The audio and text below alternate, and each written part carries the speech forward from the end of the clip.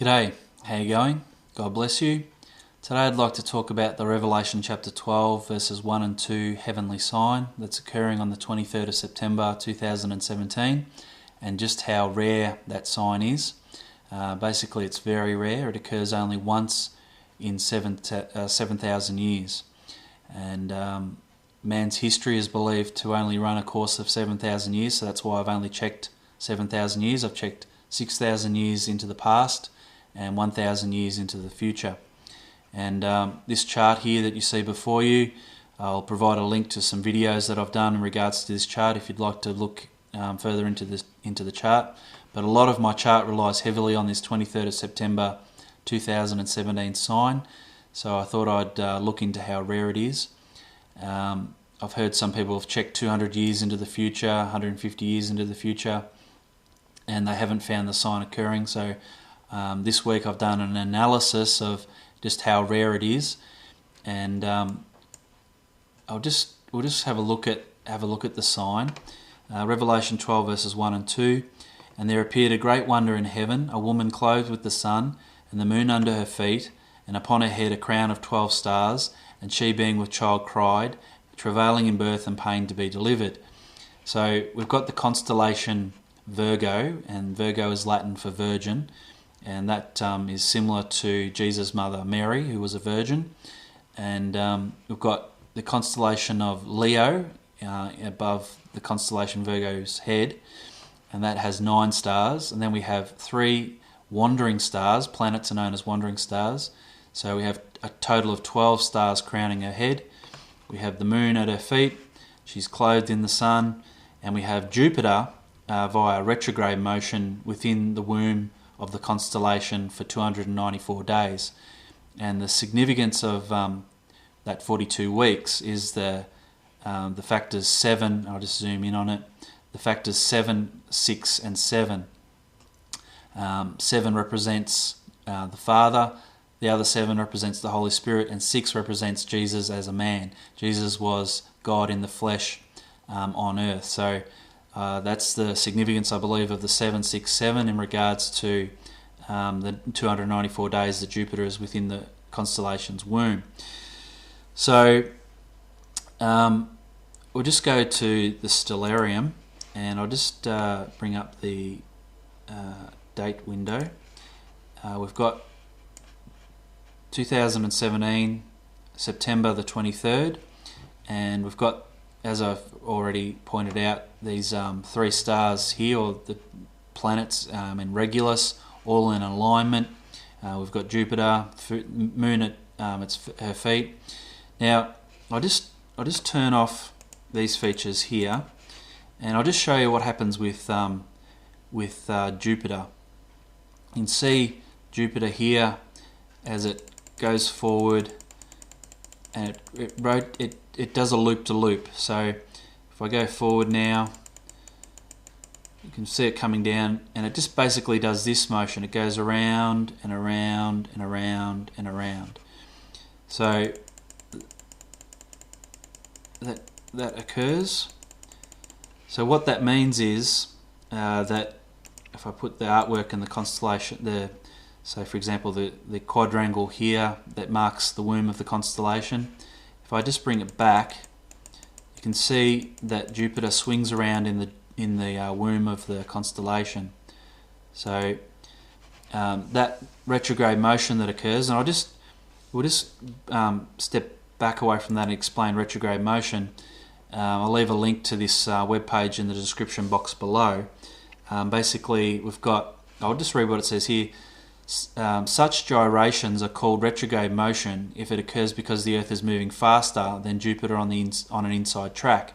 The same effect can be seen when you pass a slower moving car on the freeway. The car appears to move backwards against the background, even though you're both moving forward.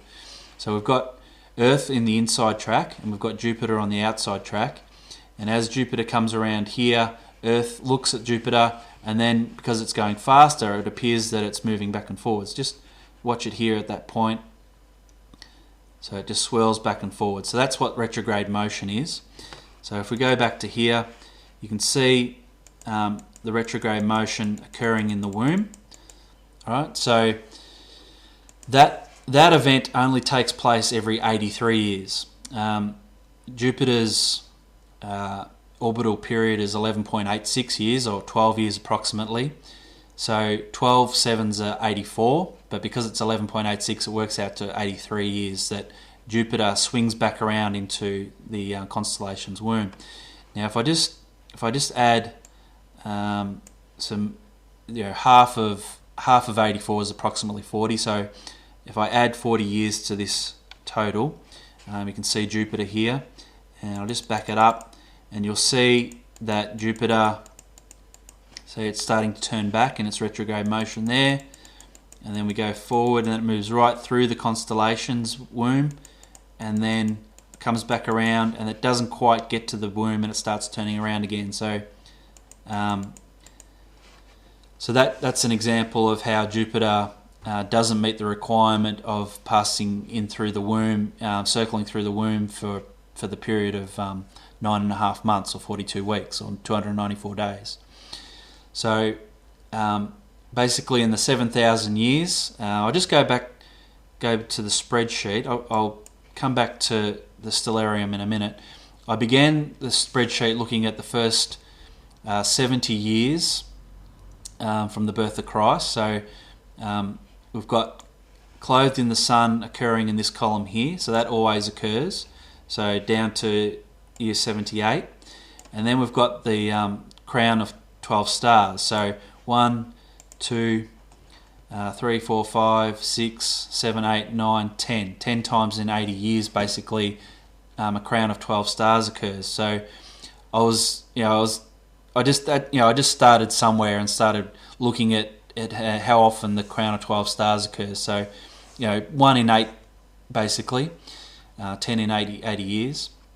So then I realised that I looked at the orbital periods of other planets, and I realised that only Jupiter is able to provide us with that 9.5 months in the womb factor. Saturn does a retrograde motion of 12 months, Uranus 23, Neptune 59, Mars is only half a month, Venus is a quarter, and Mercury is 0.22. So the other planets just don't fit. So I knew that Jupiter was the month that I needed to be looking at.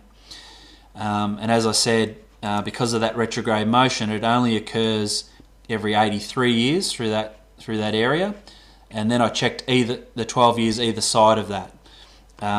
So just to give an example, I've got tabs along the bottom here. I'll make this spreadsheet available in the description box below. And with this year here,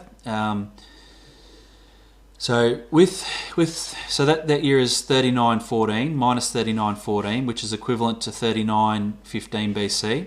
So if I go to the Stellarium program and I put in negative value, -1, you can see that it has a 0. So normally if you go from 1 AD to 1 BC, there's no 0 in between, but with the Stellarium program there is. So as we go through, that's so 0 is 1 BC, that's 2 BC, that's 3 BC.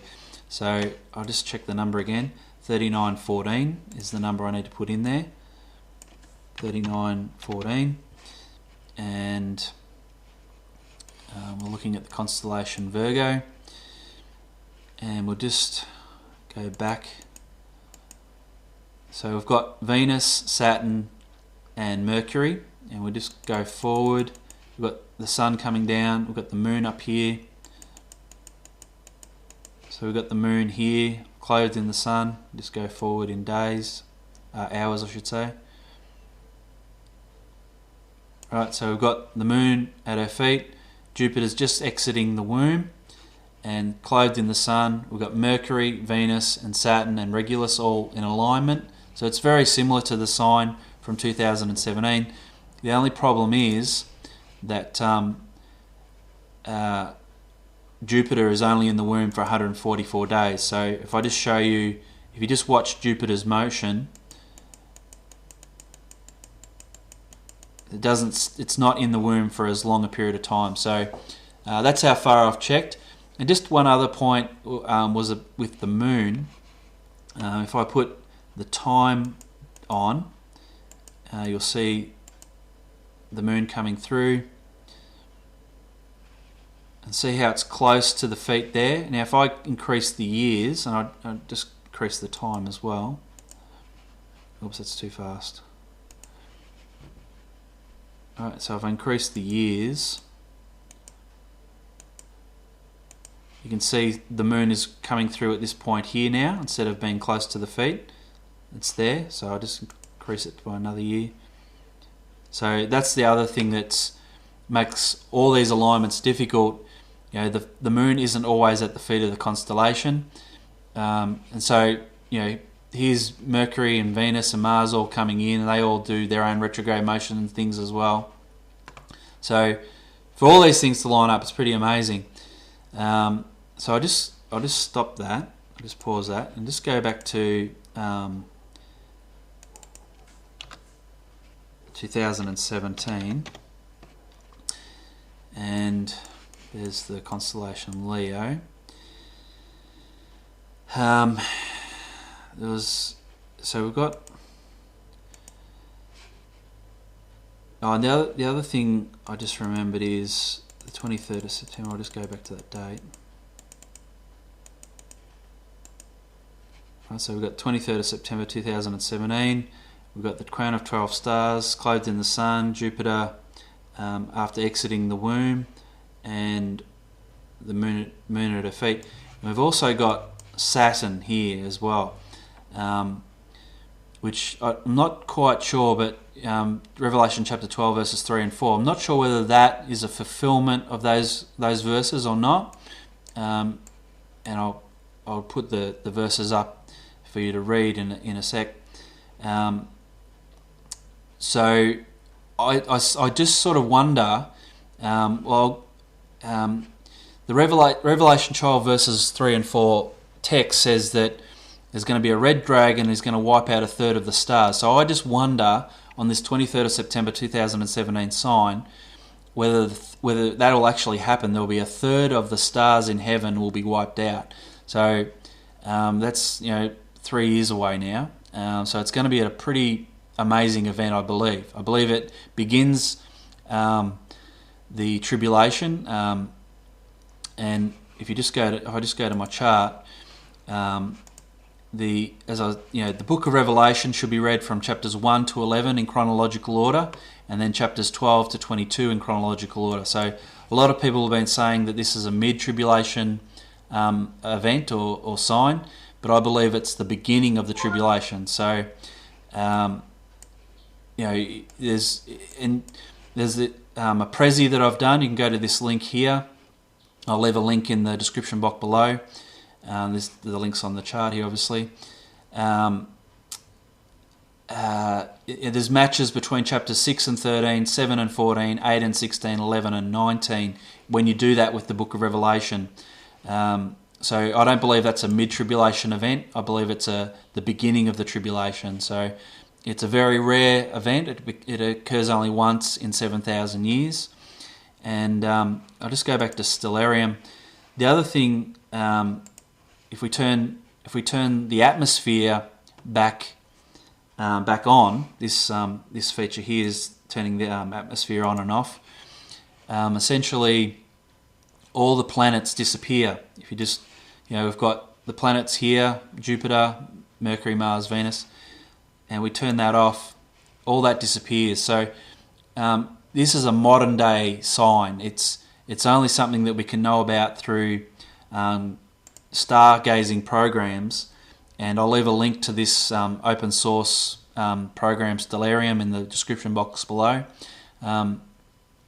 It's a modern day sign. It's only something that we can know about because of the software that we have that can calculate when these events are going to take place. So I think that's all I wanted to say. God bless you, and this is a very rare sign. It only occurs once in 7,000 years. So God bless. Thank you. Bye.